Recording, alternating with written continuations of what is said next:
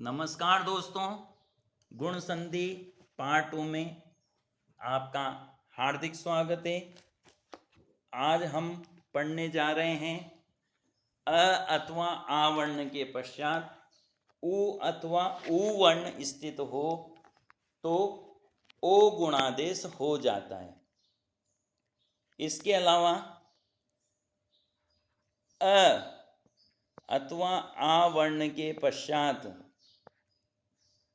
री वर्ण आ जाए तो दोनों वर्णों के स्थान पर अगुणादेश होता है। दोस्तों, गुणादेश क्या होता है? अ, और उरण रप्र से वो क्या बन जाता है? अर बन जाता है। इसी प्रकार अ धन री बराबर भी अगुणादेश होगा और क्या बन जाएगा? वो उरण रप्र से अल बन जाएगा। तो प्रारंभ करते हैं।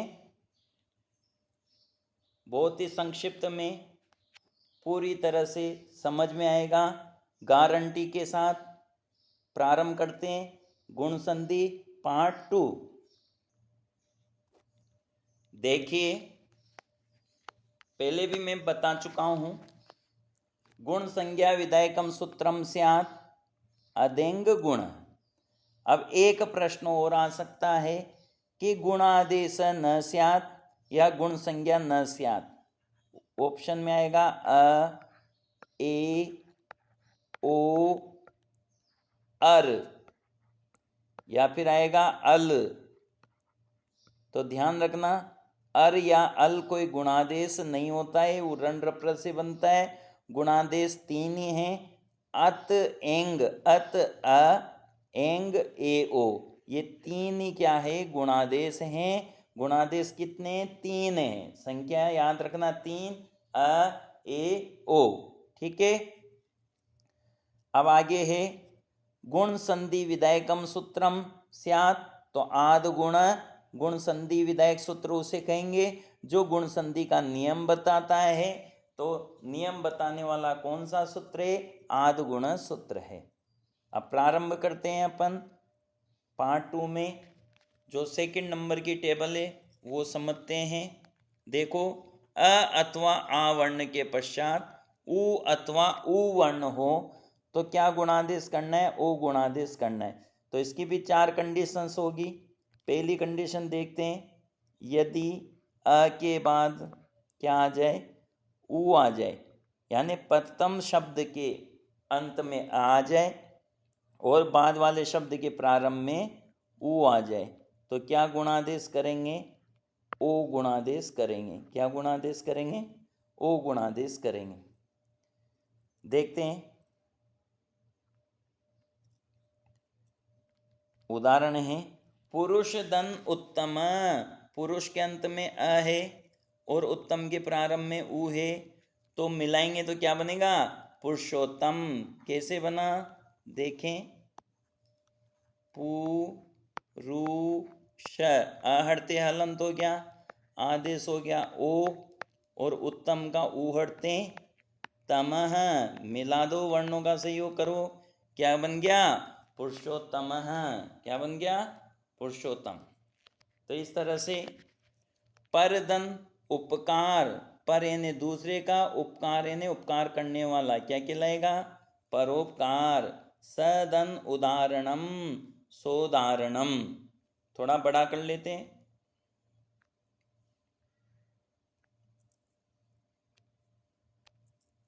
वार्षिक धन उत्सव, वार्षिकोत्सव, वर्ष में एक बार होने वाला। सूर्य धन उदय, तो सूर्य के अंत में क्या है? उ, उदय के प्रारंभ में उ, मिलाओ तो ओ करते हैं सूर्योदय। प्राण धन उत्सर्ग, प्राणोत्सर्ग, बलिदान। नील धन उत्पलम, नीलोत्पलम, नीलकमल। लोक धन उक्ति, लोक प्रचलित उक्ति, लोकोक्ति। हित धन उपदेश, हितोपदेश। इसी प्रकार ईश धन उपनिषद, ईशोपनिषद। नरधन उत्तम, नरोत्तम। तवोसा, अब आ गया तवोसा और हमसे संधि विच्छेद करा रहा है तो करेंगे संधि विच्छेद। तव षष्ठी विभक्ति एक वचन है, युष्म शब्द। धन उत्साह क्या बनेगा, तवसा बनेगा। तो हमें पता होना चाहिए तव होता है, तवा नहीं होता।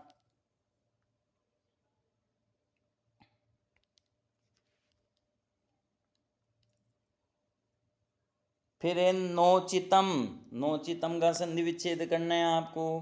तो न धन उचितम, उचित नहीं। गच्छोपरि, गच्छ जाओ, गम धातु लोट लकार मध्यम पुरुष एक वचन, ऊपरी ऊपर। ऊपरी के योग में कौन सी विभक्ति आती है, गलत, द्वितीया नहीं आती है। ऊपरी के योग में षष्ठी विभक्ति आती है जिसके ऊपर हो, और द्वितीय विभक्ति आती है ऊपरी, ऊपरी के योग में आती है। ठीक है, ध्यान रखना। प्रोक्तम, प्रधन उक्तम प्रोक्तम। तो प्रोक्तम में क्या है, प्र उपसर्गे, कौन सा उपसर्गे, प्र, और उक्तम प्रोक्तम। उक्तम में क्या है, भ्रू धातु है और कत प्रत्यय, भ्रू धातु कत प्रत्यय, कत में, तो भ्रू धातु में भ्रू को वच आदेश हो जाता है और वह को संप्रसारण होके उक्त बनता है। ठीक है, एवोक्तम एव धन उक्तम, यज्ञ धन उपवितम यज्ञोपवितम, स्वच्छ धन उदकम स्वच्छोदकम, वृक्ष से ऊपरी, ये देखो आ गया, वृक्ष से वृक्ष के षष्ठी विभक्ति ऊपरी के योग में, ऊपरी। वृद्धोपसेविन, तो एक पाठ चलता है हमारे उसमें श्लोक है, अभिवादनशीलस्य नित्यं वृद्धोपसेविन, चत्वारि तस्य वर्धन्ते आयुर्विद्या यशोबलम। वहाँ से ये उदाहरण लिया है हमने, वृद्धोपसेविन, तो वृद्ध जन की, उपसेविन सेवा करने वाले, उपसेविन, ये इसका संधि विच्छेद होगा। रक्षाबंधनोत्सव, रक्षाबंधनोत्सव, तो ये रक्षाबंधन होगा, रक्षाबंधनोत्सव, रक्षाबंधन धन उत्सव। ठीक है, ये अधन उ वाले उदाहरण थे। अब यदि अ के बाद दीर्घ उ आ जाए तब भी गुणादेश क्या होगा, ओ ही होगा। जैसे जलधन ऊर्मी, तो ध्यान रखेंगे ऊर्मी में क्या आएगा, बड़ा ऊ आएगा।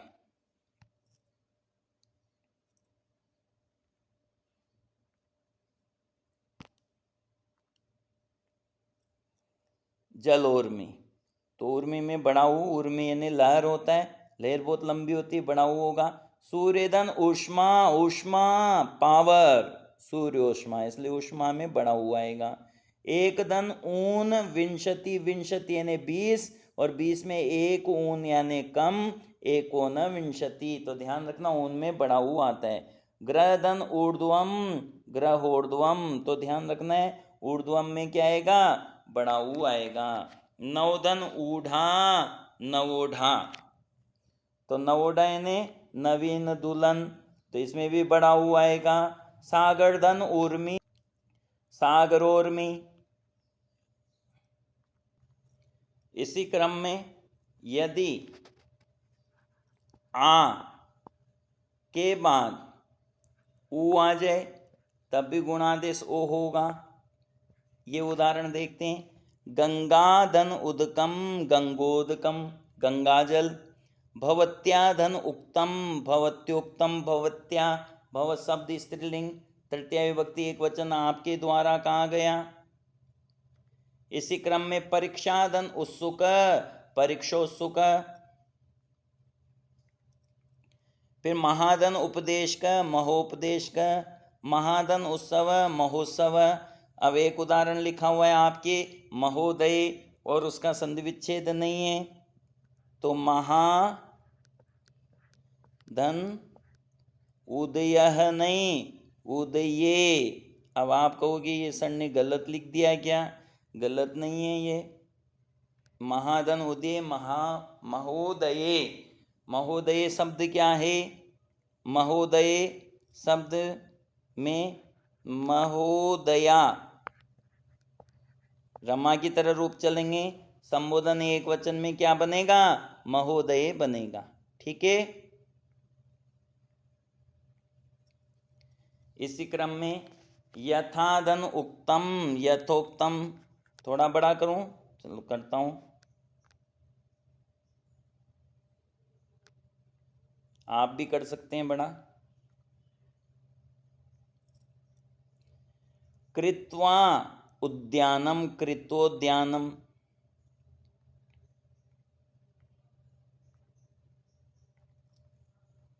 गंगाधन ऊर्मी, गंगोर्मी, महाधन ऊर्मी, महोर्मी, लताधन ऊर्ध्वम, लतोर्ध्वम। अब ये जो उदाहरण हैं, इन सारे उदाहरण में आ प्लस दीर्घ उ यदि आए तब भी क्या करना है? ओ गुणादेश करना है।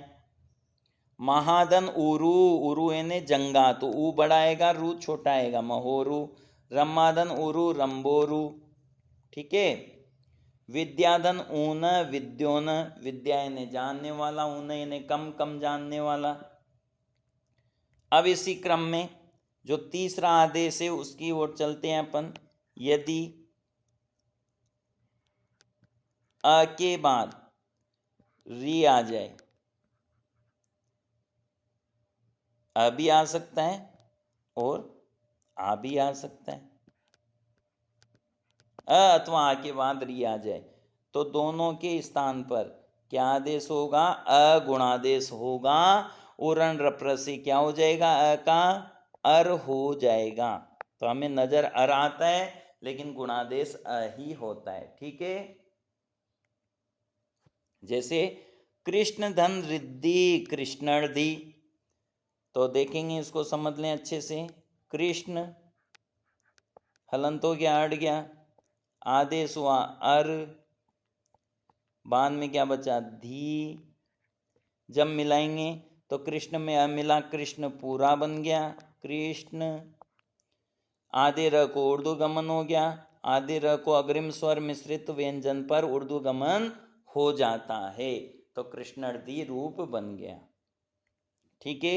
इसी प्रकार देवधन ऋषि, देवर्षि, महाधन ऋषि, महर्षि, आ वाला उदाहरण आ गया।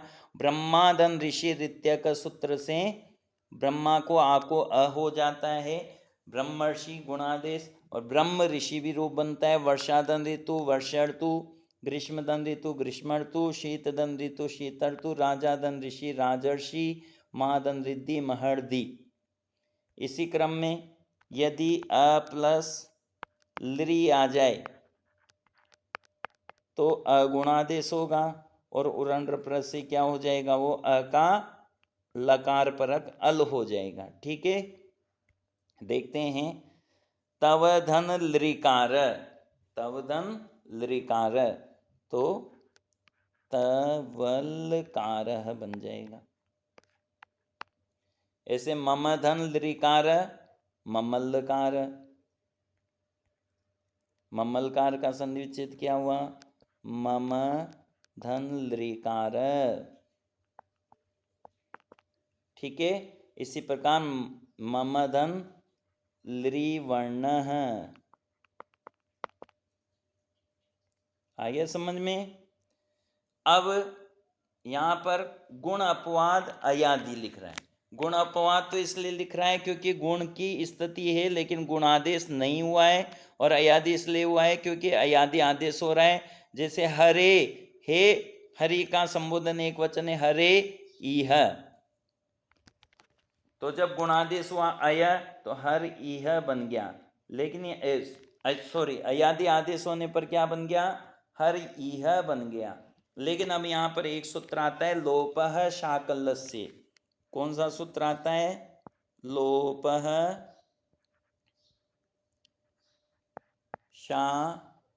शाकल्यस्य। क्या कहता है? सूत्र कहता है अवर्ण पूर्वक पदान यकार अथवा वकार का विकल्प से लोप हो जाता है यदि अश प्रत्याहार परे स्थित हो। तो इस नियम से इस य का विकल्प से जब लोप हुआ तो क्या स्थिति बनी? लोप होने पर हर धन इह बनी। अब जब हर धन ई है स्थिति बनी तो यहाँ अधन ई तो एक गुणादेश होना चाहिए ना, तो यहाँ पर आध गुण से गुणादेश हुआ, किंतु एक सूत्र आया फिर यहाँ पे इसका निषेध करने के लिए। कौन सा सूत्र आया बताओ? पूर्वत्रा असिद्धम। कौन सा सूत्र है? पूर्वत्रा असिद्धम। तो पूर्वत्रा असिद्धम से क्या हो जाता है? गुणादेश का निषेध हो जाता है। तो जब गुणादेश का निषेध हो जाता है तो हर इह ही रूप बनता है। इसी प्रकार दूसरा रूप है विष्णु। विष्णु का संबोधन एक वचन विष्णु है, इह विष्णवीह, और जहां वह का लोप हो जाएगा क्या बनेगा? विष्णु इह। तो इस तरह से ये जो गुण संधि है A to Z मैंने अच्छे से आपको पढ़ा दी है। मैं आशा करता हूँ आपको अच्छे से समझ में आ गई हो। समझ में नहीं आए हो तो वीडियो को दोबारा देखें, अच्छे से समझें। कोई भी समस्या हो कमेंट्स बॉक्स में पूछ सकते हैं। अच्छा लगा हो तो कमेंट्स बॉक्स में कमेंट करें, उत्साहवर्धन करें, लाइक करें, अधिक से अधिक शेयर करें और शेयर करके संस्कृत की सेवा करें। जयतु संस्कृतम जयतु भारतम, पुनः मिलाम। धन्यवाद।